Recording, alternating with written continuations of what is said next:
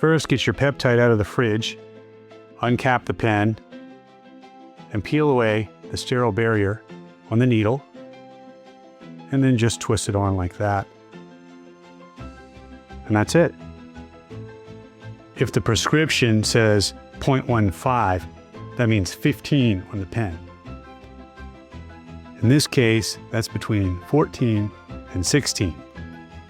Now let's say the prescription says 0.2. That means you turn the pen to 20. And if it says 0.5, you go all the way out to 50, like that. The most common areas for subcutaneous or sub-Q injections would be the abdomen, staying 2 inches away from the belly button, or down in the thighs. Use an alcohol swab to sterilize the injection site. I prefer the Numstat brand. You can use any brand you like, but if you do use the Numstat brand, make sure you leave it on there for 30 to 60 seconds in order for the numbing to work. Once you sterilize the area, you want to wait about 10 or 20 seconds or so for the alcohol to evaporate. Don't blow on it because you're just blowing bacteria on it, and then you're ready to go.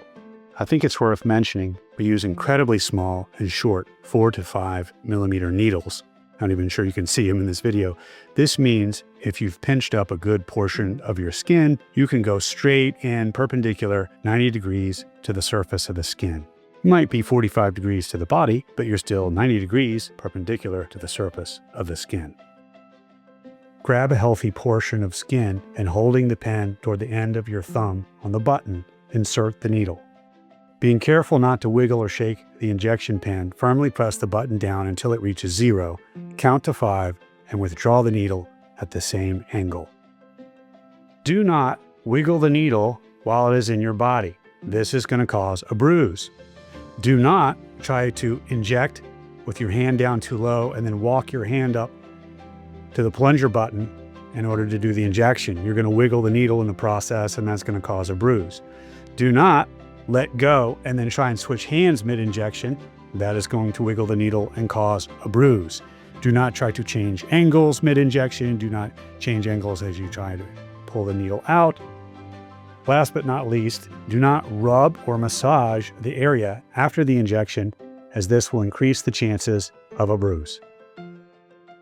You want to make sure that you change injection sites to avoid irritation.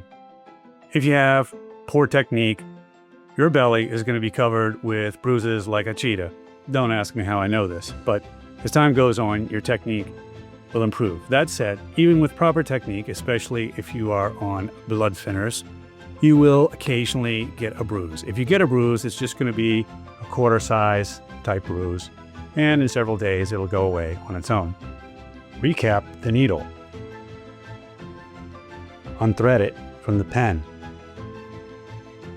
and dispose of the needle in a biohazard safe box. You can buy a small one off Amazon. Immediately put your peptides back in the refrigerator.